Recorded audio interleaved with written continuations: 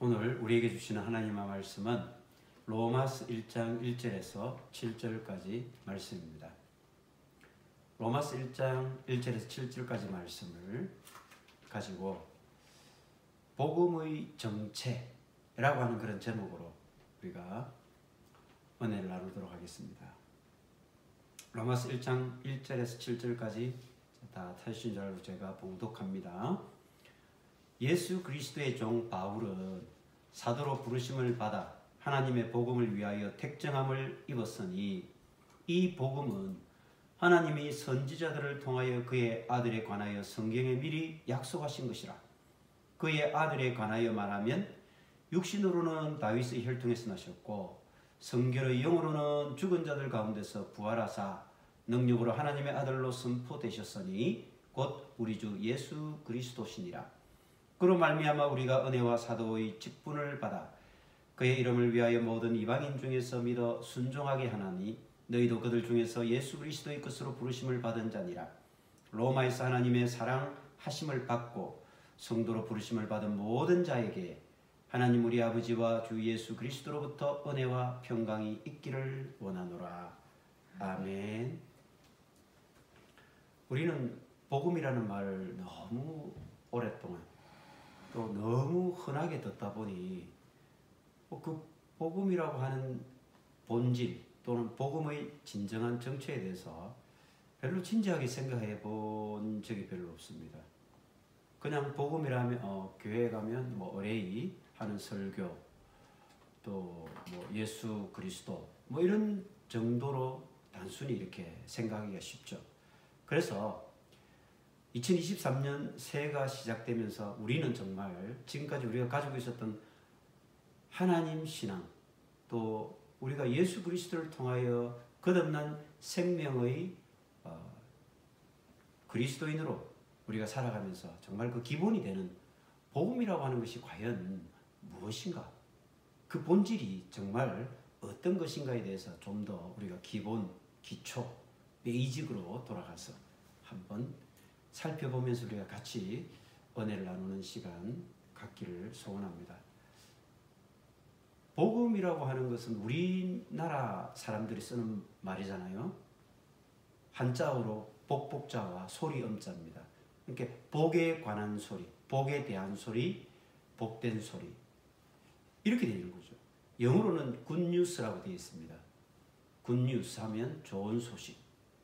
그래서 그거를 복된 소식, 복에 대한 소식 등으로 이렇게 번역이 되니까 우리나라 사람들은 복을 좋아하니까 그래서 이 또 복자를 붙여서 복음 이렇게 이름을 붙이게 되었습니다. 그런데 이 복음이라고 하는 말 속에 깊은 의미가 들어있다는 것입니다. 사도 바울이 이 복음이라고 하는 용어를 예수 그리스도의 이 땅에 오심과 그분이 십자가에 죽으심과 그리고 그분이 하나님으로부터 부활함을 받은 성천함을 입은 그 모든 사건, 일련의 사건들을 복음이라고 하는 용어로 이렇게 썼단 말이에요. 물론 지난 시간에 우리가 본 것처럼 마가복음 1장 15절에서는 뭐라고 했습니까? 예수님께서 세례요한으로부터 세례를 받고 난 이후에 첫 번째 선포하신 첫 일성이 뭐라고 했습니까?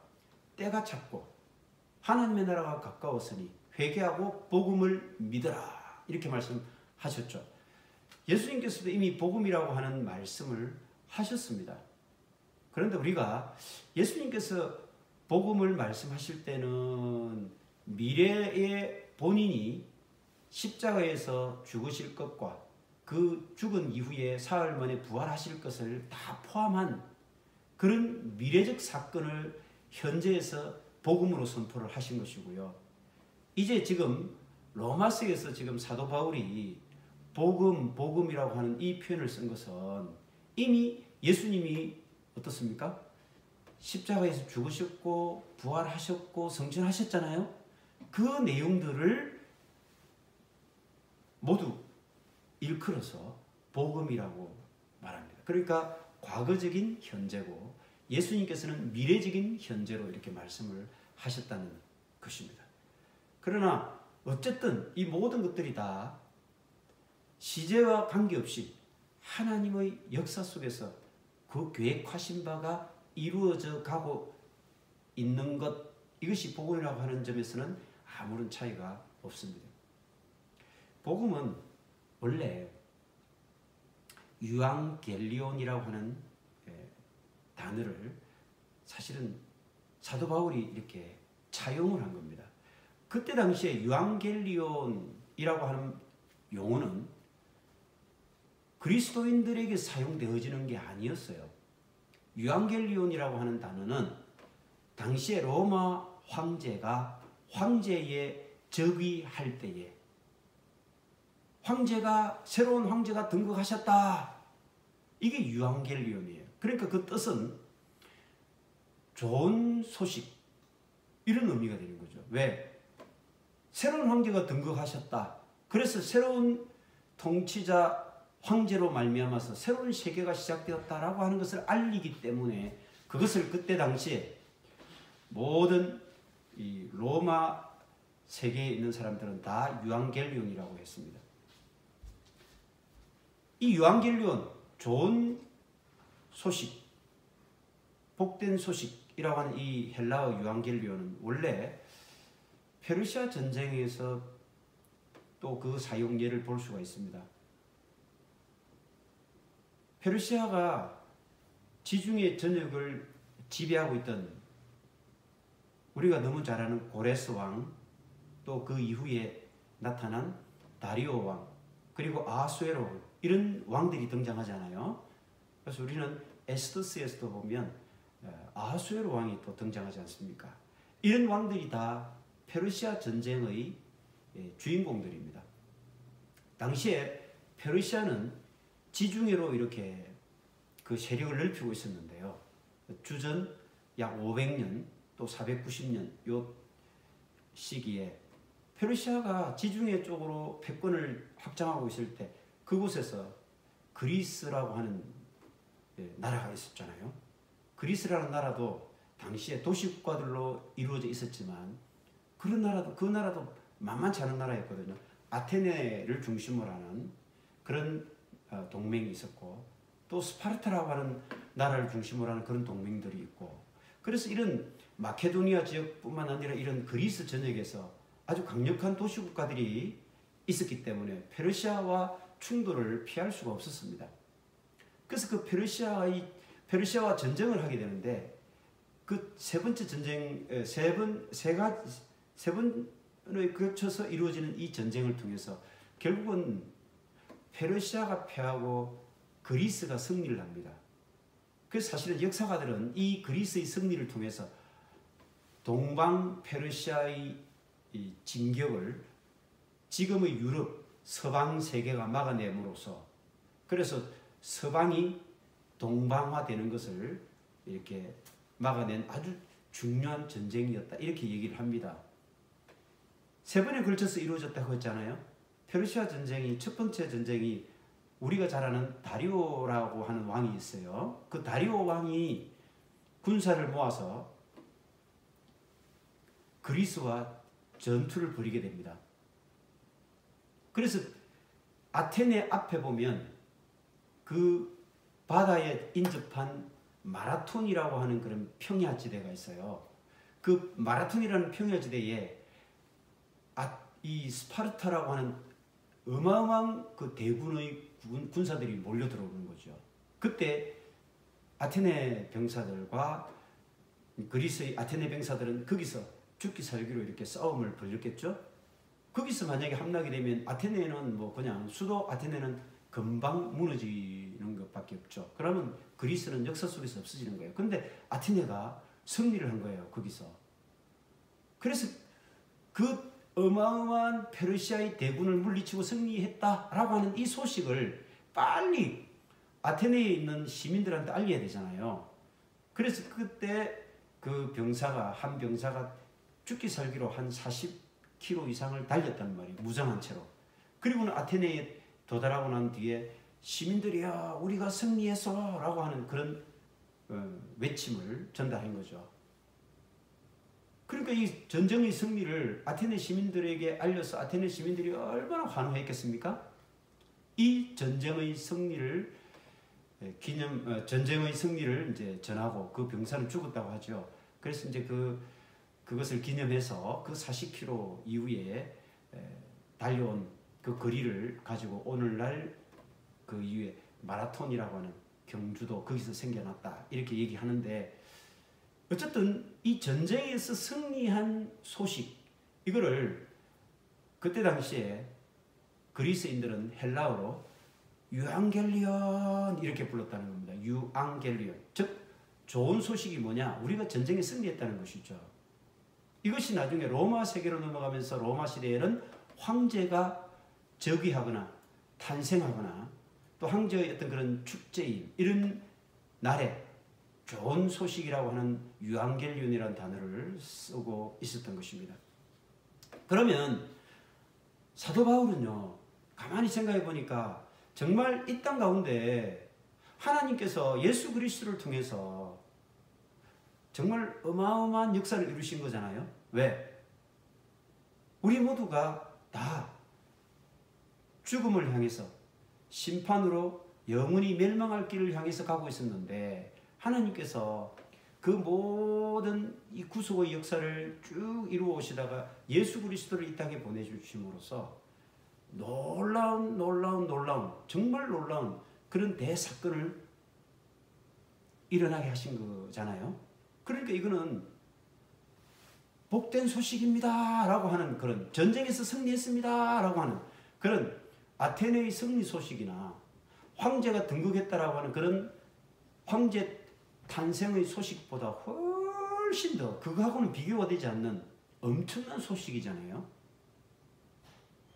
그래서 사도 바울은 그 소식, 그 엄청난 복된 소식이라고 하는 유앙겔리온이라는 단어를 복음이라고 하는 단어에다가 써서 이렇게 유앙겔리온이라고 하는 단어로 오늘날 우리가 복음이라고 하는 말을 부르게 된 것이죠. 그런데 가만히 생각해 보면 전쟁에서 승리한 것을 유앙겔리온이라고 했는데, 가만히 생각하면 어떻습니까, 여러분? 예수 그리스도, 그분이 이 땅에 오셨어요. 자, 하나님께서 그 아들 예수 그리스도 이 땅에 보내셨죠. 십자가에서 죽으셨습니다. 그리고 사흘 만에 부활하시고 승천하셨습니다. 자, 이 과정을 통해서 영적으로 보면 그분이 십자가에서 달려 죽으심으로 우리의 모든 전 인류의 죄값을 치러주시잖아요. 그러면 죄값을 치르기 전에는 우리는 누구의 종이었습니까?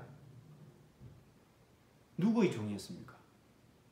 물론 죄의 종이었고, 죄의 종은 하나님 나라, 하나님과 화해할 수가 없기 때문에, 하나님 나라에 갈 수가 없기 때문에 다 그들은 다 뭡니까? 멸망할 수밖에 없잖아요. 그러니까 결국은 예수 그리스도 십자가 사건이 일어나기 전만 해도 모든 인류는 다 사탄 마귀의 종들이었고 그 세계에 속하고 그 사탄 마귀의 지배하에 있었다는 것입니다. 그런데 예수 그리스도의 십자가 사건을 통해서 어떻게 됐습니까?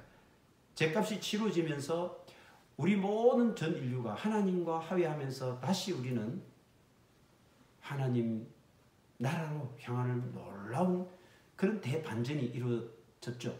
그러니까 결국 영적인 관점에서 보면 어때요? 예수 그리스도를 통한 이 복음으로 말미암아서 승리가 일어났잖아요. 단순히 어떤 아테네 전쟁에서 이긴 이 승리가 아니에요.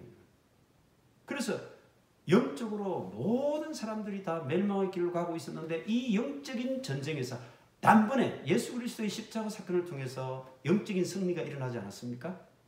전쟁에서 승리했다, 아테네 시민들이요, 이게 아닙니다. 전 세계 모든 인류 사람들이요, 예수 그리스도의 십자가 사건을 통해서 우리는 영적으로 승리했습니다.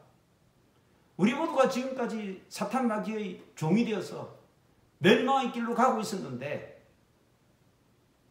예수 그리스도의 십자가 사건을 통해서 우리가 승리했습니다. 그분이 승리하셨습니다. 승리의 소식이에요. 로마 시대 때는 황제가 등극했다고 했죠. 여러분 생각해 보십시오. 로마 황제가 아무리 권력이 막강하고 엄청난 권력자였다 할지라도 그들이 권력이 얼마나 갔습니까? 권불 10년이라는 말이 있잖아요. 권력이 아무리 막강해도 10년을 못 넘긴다는 말이 있습니다. 로마 황제의 등극이 참된 복음이 될 수 없었던 것은 정말 진정한 왕이 누구십니까? 예수 그리스도. 그분이 정말 이 땅에 왕으로 오신 거잖아요. 왕이 어떤 분입니까? 백성을 통치하는 분이죠. 백성을 다스리는 분이죠. 왜 예수 그리스도가 진정한 왕이 되십니까? 우리가 예수 그리스도를 통하여 하나님의 자녀가 되고 하나님의 백성이 됨으로써 그때 비로소 예수 그리스도를 통해서 진정한 하나님께서 우리의 통치자가 되어주셨다. 그러니 복음이 진정한 왕이 태어났다라고 하는 로마 시대의 유앙겔리온, 그거보다 훨씬 더 깊은 진정한 유앙겔리온이 되는 것이 복음인 것입니다. 진정한 왕이 태어나셨다는, 진정한 황제. 자, 이렇게 우리는 승리와 황제 등극의 소식인 유앙겔리온이 정말 진정한 복음으로서 유앙겔리온이 될 수 있는 것을 이해할 수 있습니다. 그런데요, 사도 바울은 오늘 본문에 보니까 뭐라고 복음을 정했냐면 1절에 예수 그리스도의 종 바울은 사도로 부르심을 받아 하나님의 복음을 위하여 특정함을 입었으니, 하나님의 복음, 하나님의 유앙겔리온, 이렇게 말하지 않습니까? 그게 뭐가 특별합니까? 하나님의 복음이니까 하나님의 복음이라고 했죠. 하지만 지금 이 편지를 쓰고 있는 로마 시대, 로마 황제가 신으로 군림하고 있는 이 시대를 여러분 생각해 보십시오. 로마 황제가 신이고 그가 황제 자리에 오른 것이 유앙겔리온인데, 아니 무엇이 하나님의 복음이라고? 하나님이 진정한 왕이라고? 그러면 그 말은 무슨 말입니까? 로마 황제가 진정한 왕이 아니란 얘기하고 같은 말 아닙니까? 그렇다고 한다면 이게 얼마나 위험한 발언이겠습니까? 어찌 보면 잘못하면 그냥 십자가에 매달리고 처형당하는 것도 뭐 이상할 게 없는 그런 발언인 거예요. 하나님의 복음, 예수 그리스도의 복음, 하나님의 아들에 관한 복음, 이런 말들을 붙이게 되는 순간 곧 로마 황제가 즉위하고 황제만이 유일한 통치자라고 하는 당시에 그들의 로마 시민들의 복음이었던 유앙겔리온의 정면으로 도전하는 그런 말이 되는 것이죠. 그러니까요, 이게 얼마나 사실은 이 복음이라고 하는 것이 이때 당시에 로마 시민들, 로마에 사는 그리스도인들에게 주어지는 이 편지 속에서 나타나는 하나님의 유앙겔리온, 예수 그리스도 그분에 관한 유앙겔리온이라고 얘기하는 것 자체가 로마 시민들을 얼마나 가슴 졸이면서 이 말을 받았는지 여러분 생각을 해 보셔야 된다는 것입니다. 여러분,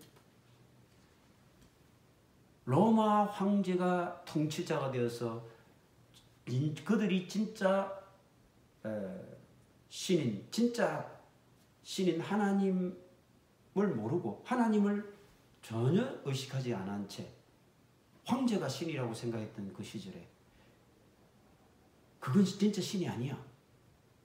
그건 진짜 왕의 등극이 아니야. 진짜 왕의 등극은 말이야 라고 하면서 이렇게 얘기하는 하나님의 복음, 예수 그리스도의 복음이라고 하는 이 말 속에는 로마 황제 체제를 정면으로 부정하는 그런 의미가 포함되어 있기 때문에 굉장히 참 쉽지 않은 그런 언어였고 그런 선포였습니다. 당시만 해도. 오늘날 우리 체제는 어떻습니까? 오늘날도 민주주의가 가장 좋은 제도고, 그리고 자본주의가 가장 좋은 제도라고 생각하지 않습니까? 사람들은 그래서 공산주의나 사회주의나 이런 것들 주장하는 사람들을 빨갱이다 하고 맨날 심지어는 교회에서조차도 맨날 나가서 뭐 주체사상 뭐 몰아내자, 빨갱이 몰아내자 자꾸 이런 얘기합니다. 참 어찌 보면 한심한 얘기죠. 지금 들어보십시오. 당시에 로마 황제가 지배하는 이 체제를 전면 부정했다는 말은 오늘날로 치자면 우리 인간들이 신봉하고 있는 민주주의와 자유주의와 자본주의라고 하는 이 체제조차도 사실은 하나님의 복음 앞에서는 진정한 복음이 될 수가 없다는 것입니다. 그런 체제까지도 싹 다 하나님의 복음 앞에서는 무의미한 것들입니다. 그럼 하나님의 복음이라고 하는 것은 무엇인가? 이것은 철저하게 하나님께로부터 시작된 소식입니다.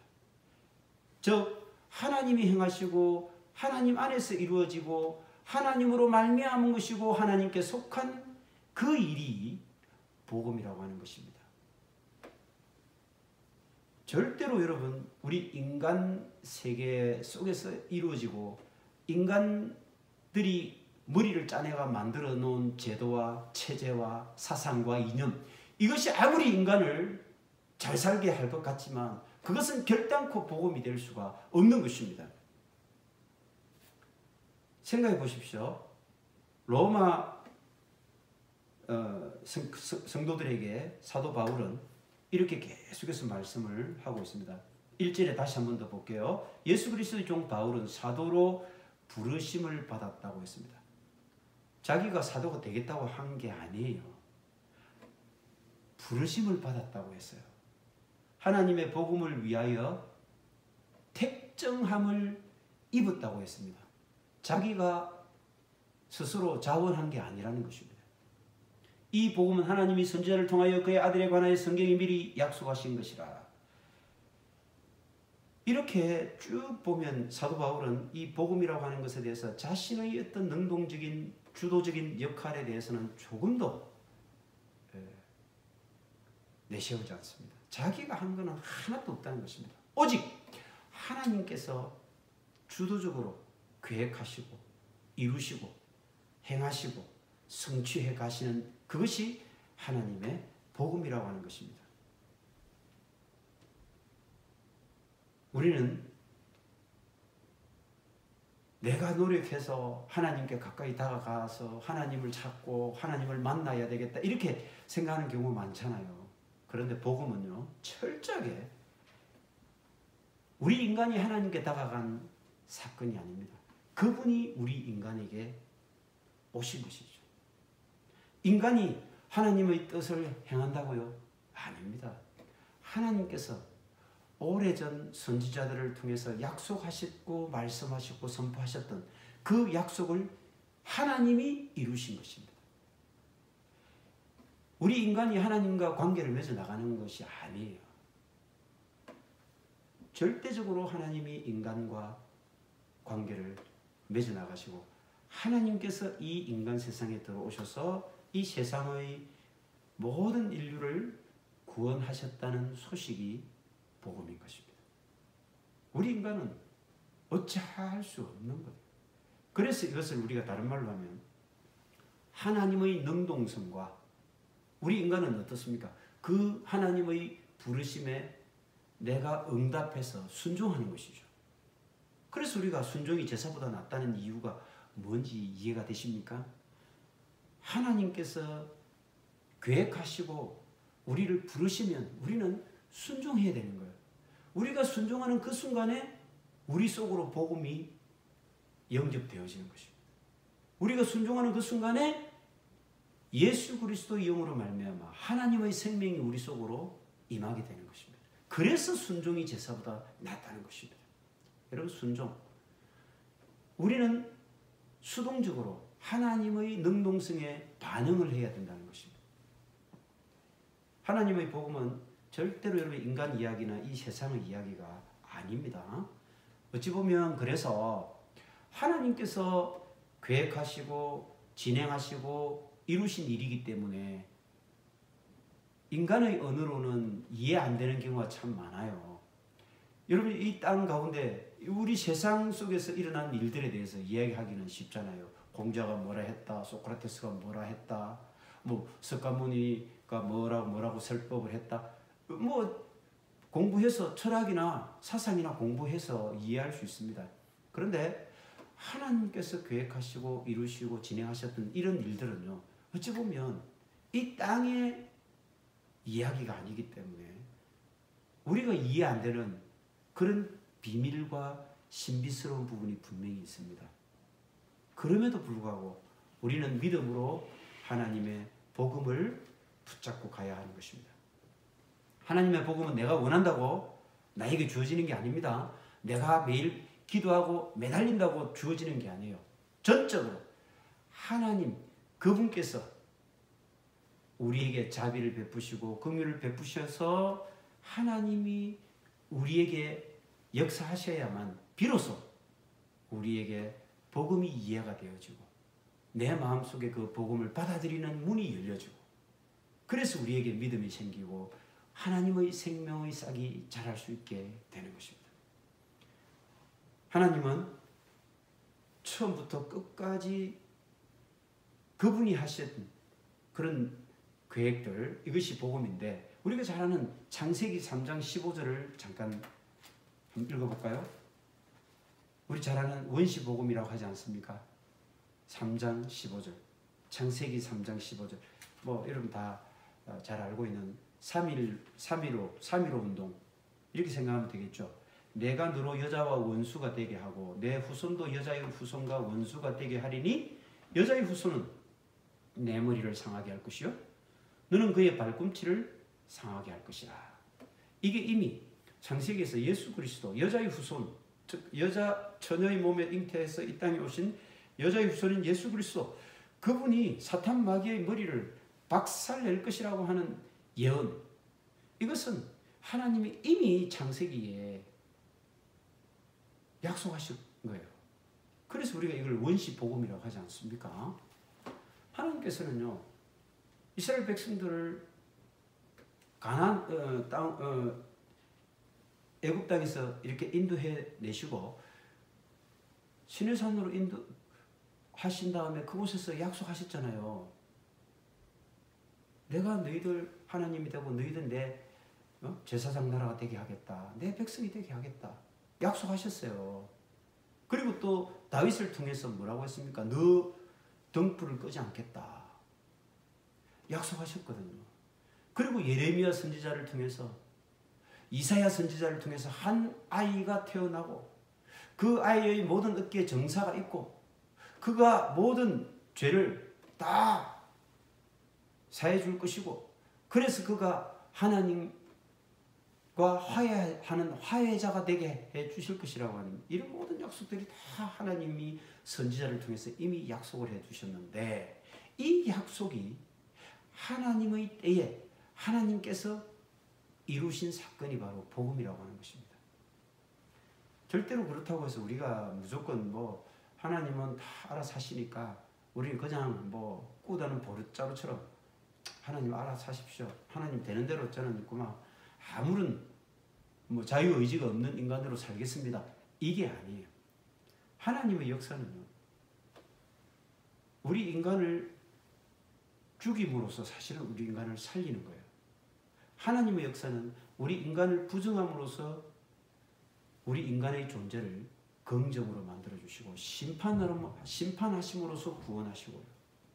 그래서 철저하게 우리 인간의 수동성을 통해서 우리에게 자유를 주시는 긍정적인 존재로 만들어 주시는 것입니다.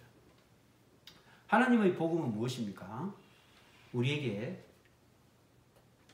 생명을 주시는 놀라운 역사적 사건으로 나타나는 것입니다. 우린 지난 시간에 카이로스의 시간 속으로 크로노스의 시간 속으로 카이로스가 임한 사건을 복음이라고 했잖아요. 우리 인간은 수평적으로 그냥 시간이 쭉 흘러가면 그냥 나중에는 다 멸망되고 죽음으로 한 줌 흙으로 끝나버리는 아무런 덧없는 인생입니다. 그런데 하나님께서 그 아들 예수 그리스도를 이 땅에 보내심으로써 우리의 시간표 자체가, 시간의 그런 성격 자체가 완전히 바뀌어버렸죠. 이렇게 물리적인 시간이 흘러가면 우리는 다 생로병사 하는 존재들입니다. 그런데 하나님 예수 그리스도를 이 땅에 보내주시는 그 순간에 그 역사를 통해서 우리의 화학적인 성질이 바뀌었습니다. 무엇으로요? 카이로스로.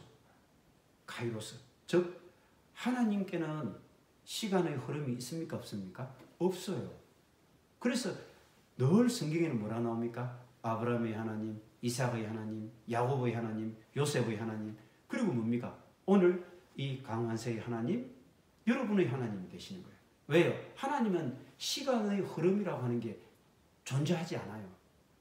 무슨 말입니까? 하나님께는 뭐 시간이 흘러서 늙었다, 시간이 많이 오랜 세월이 흘렀다, 이런 개념 자체가 없는 거예요. 그게 바로 카이로스라는 거예요.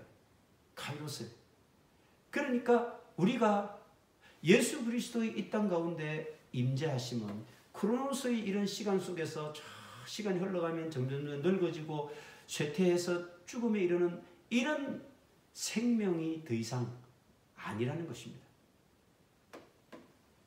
분명히 하나님의 복음은 역사 속에서 이루어졌습니다. 예수님이 이 땅에 오신 때가 있죠. 분명히 역사적으로 BC 5세기. 그리고 그분은 30년간 사시고 30년 후에 공생애를 시작하시고 3년 정도 계시다가 공생이 끝나시고 십자가에서 죽으시고 그리고 부활하시고 승천하시고, 이 역사적 사건이잖아요. 그런데 그 역사적 사건, 그 맥락 속에서도 분명히 하나님께서는 놀라운 영원한 부활 생명이라고 하는 비역사적 사건을 이루어내셨거든요.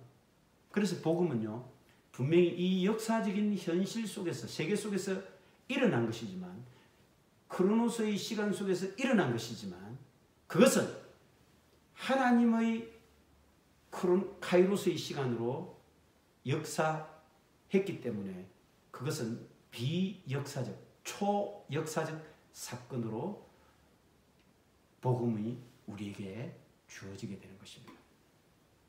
그래서 본문에도 그렇게 했잖아요. 3절에 보니까 그의 아들에 관하여 말하면 육신으로는 다윗의 혈통으로 나셨고, 무슨 말씀입니까? 분명히 다윗의 후손이라고 하는 역사 속에서 일어났다는 것이죠. 그런데 4절에 보니까 성결의 영으로는 죽은 자들 가운데 부활하사 능력으로 하나님의 아들로 선포되셨으니, 성결의 영으로는, 즉 죽은 자 가운데서 부활하고 하나님의 아들로 선포되었다는 것은 바로 비역사적, 초역사적 사건이었다는 것을 말씀해 주고 있는 것입니다.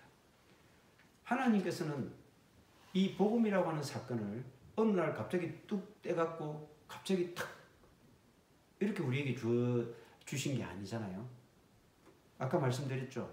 창세기 이미 하나님께서는 선포하셨고, 그리고 이스라엘 민족 아브라함을 선택해서 구원의 역사를 이루어서 계속해서 오늘 예수 그리스도의 때까지 쭉 이스라엘 민족의 역사를 이루어 가신 거잖아요. 그 모든 이스라엘 민족의 역사는 분명히 이 땅 가운데서 역사 속에서 일어난 사건이긴 하지만, 그분의 역사를 통해서 일어난 결과는 비역사적이고 초역사적이고, 그래서 더 이상 우리는 이런 물리적인 시간인 크로노스의 시간 속에 살아가는 존재가 아니라 영원한 하나님의 생명 속으로 우리의 신분이, 우리의 체제와 우리의 본질이 바뀌어지는 그런 카이로스의 신분으로 바뀌었다는 것을 지난 시간에도 말씀드렸고, 오늘도 우리는 복음의 본질을 이해할 때 그렇게 이해할 필요가 있다는 것입니다. 그래서 여러분 복음은요, 단순히 생명을 내가 죽고 난 뒤에 영원한 천국에 간다, 이런 초등 수준이 아니에요. 그리고 또 뭐 잘 살게 하거나 뭐 어떤 비법이나 처세술이나 도덕 훈계 이런 거 복음 아닙니다, 여러분. 절대로 그런 거 복음 아닙니다. 아닙니다. 뭐 긍정의 뭐 자기 확신의 뭐 이런 것도 아니에요. 심리학에서 말하는 여러 가지 그런 얘기들이 나오는데 그런 것들은 이 땅 가운데서 잠시 살 동안 필요한 뭐 그런 것들일 수 있죠. 하지만 우리가 말하는 복음, 우리가 믿고 있는 이 복음이라고 하는 것은요, 그것들과는 전혀 비교가 되지 않습니다. 그래서 이 역사적인 생명으로 끝나는 것이 아니라 역사적인 생명을 죽임으로써 오히려 영원한 하나님의 생명, 부활 생명, 그것으로 바뀌어지는 놀라운 역사, 놀라운 그런 비밀이 숨어져 있는 것이 바로 복음입니다. 그래서 우리는 예수의 십자가 죽음과 부활, 이런 역사적 사건을 통해서 이 하나님의 생명, 이 비역사적 사건이잖아요. 비역사적인 하나님의 생명이 역사 속으로, 이 땅 속으로 들어왔다는 소식, 그 소식이 바로 뭐라고요? 복음이라고 하는 것입니다. 그것이 복음인 것입니다. 그래서 사도 바울의 고백처럼 우리가 아직 죄인 되었을 때 그리스도께서 우리를 위하여 죽으심으로 우리를 향한 하나님이 자신의 약속을 확정하셨다. 자신의 사랑을 확정하셨다. 이것이 복음인 것입니다. 그래서 우리는 이 세상의 복음, 이 복음에 휘둘리지 말아야 합니다. 그런 것 때문에 일이 일비하고 좌절하고 슬퍼하고 낙담해할 필요가 없습니다. 그래서 이 땅의 복음은 어떤 종교적인, 어떤 사상적인, 어떤 신념이나 철학이나 인간의 희망과 욕망과 이상, 그리고 가능성이나 인간의 능동성과 주체성을 강조하는 것에 있지만 이것들은 한순간 덧없이 끝나버리고 말 것입니다. 그러나 하나님의 복음은 정말 그렇게 사상 누각이나 다람쥐 쳇바퀴 도는 그런 이론이나 철학이 아니라는 것입니다. 정말 새로운 생명세계 속으로 우리를 인도해드리는 놀라운 비밀이자 하나님의 은혜가 이 복음입니다. 그래서 여러분 이 한 주간도 또 다가올 우리 남은 1년도 정말 이 하나님의 복음을 받은 우리는 화학적으로 본질이 완전히 바뀌었습니다. 그렇기 때문에 이 땅 가운데서 우리에게 어려운 일이 닥치고 힘들고 고단한 일이 닥친다 할지라도 그런 것들 때문에 우리가 모든 것 다 포기하고 내려놓고 다 살았다, 못 살겠네, 이런 절망 속에 우리 자신들이 놓일 필요가 없습니다. 왜? 우리 자신의 신분을 다시 한번 돌이켜 보십시오. 그래서 이 한 주간도 여전히 여러분 복음으로 놀라운 신분 변화된 사람으로 승리의 삶을 사시고, 그래서 우리가 진정한 이 복음을 많은 사람들에게 또 전하는 것 아닙니까? 여러분 모두 그런 복된 그리스도의 복음, 우리가 복음을 힘입고 복음의 빚진 자로 그렇게 열심히 감사하며 이 한 주간 살아내는 그리스도인들 다 되시기 바랍니다. 우리 다 같이 찬송가 337장입니다.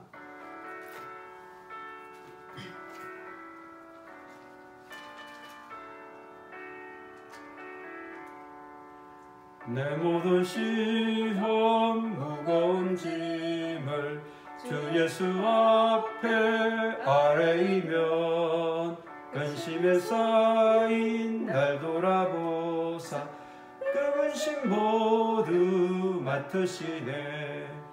무거운 짐을 나 홀로 지고 견디다 못해 쓰러질 때 불쌍히 여겨 구원해 주리 은혜의 주님 오직 예수. 4절입니다. 마음의 시험 무거운 죄를 주 예수 앞에 아뢰이면 예수는 나의 능력이 되사 세상을 이길 힘 주시네. 무거운 짐을 나 홀로 지고 견디다 못해 쓰러질 때 불쌍히 여겨 구원해 주리 은혜의 주님 오직 예수.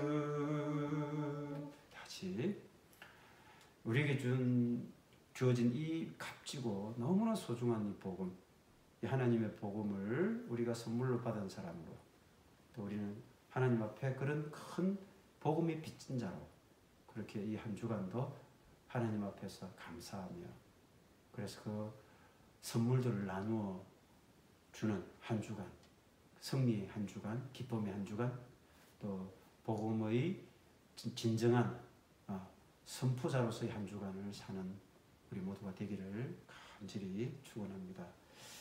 같이 기도하겠습니다. 하나님 아버지, 하나님께서 구약 성경 또 신약 성경 이 66권이라고 하는 방대한 책 속에서 이스라엘 민족의 역사를 기록하셨지만, 사실은 그 기록 속에서 하나님께서 우리 인류를 구원해 가시고자 하는 놀라운 구속의 섭리가 그 역사 속에 깨알같이 들어있고 비밀처럼 숨어있다는 것을 저희들이 깨닫습니다. 하나님, 정말 이 창세기로부터 요한계시록까지 하나님의 놀라운 그 구원 섭리와 계획들을 우리 모두가 깊이 깨닫고, 그래서 우리가 그 하나님의 복음의 열매들로 이 땅 가운데서 정말 감사하며 승리하는 삶을 살아가는 저희들 되게 해 주옵소서. 남은 한 주간도 또 우리 하나님께서 이 복음의 능력으로 그렇게 우리가 살기를 원합니다. 세상 사람들에게는 이 복음이 미련한 것이고 끓이기는 것으로 비춰진다 할지라도 이것은 구원을 이루는 하나님의 능력이 되는 것임을 저희들이 믿고 그 믿음으로 이 땅 가운데서 당당히 걸어가는 저희 모두가 되게 하여 주시옵소서. 지금은 우리 주 예수 그리스도의 은혜와 하나님 아버지의 무한하신 사랑하심과 성령님의 복음을 깨닫고 또 그 복음의 능력을 감사하며 그 복음의 빚진 자로 저희들이 살아가기로 결단케 하는 마음을 주시는 놀라운 그 긍휼하심이 이 시간 고개 숙여 하나님을 예배하며 또 하나님께서 주신 그 말씀에 힘입어서 이 땅 가운데서 모든 삶의 파고들을 능히 해치고 하나님의 손길에 붙들려 은혜 가운데 살아가기로 다짐하는 주님의 말씀교회 모든 성도님들, 그리고 그의 가족들, 그들의 일터와 직장, 그리고 그들의 만남 속에서 만나는 모든 사람들의 심령 속에 지금으로부터 영원까지 함께하여 주시기를 간절히 축원하옵나이다.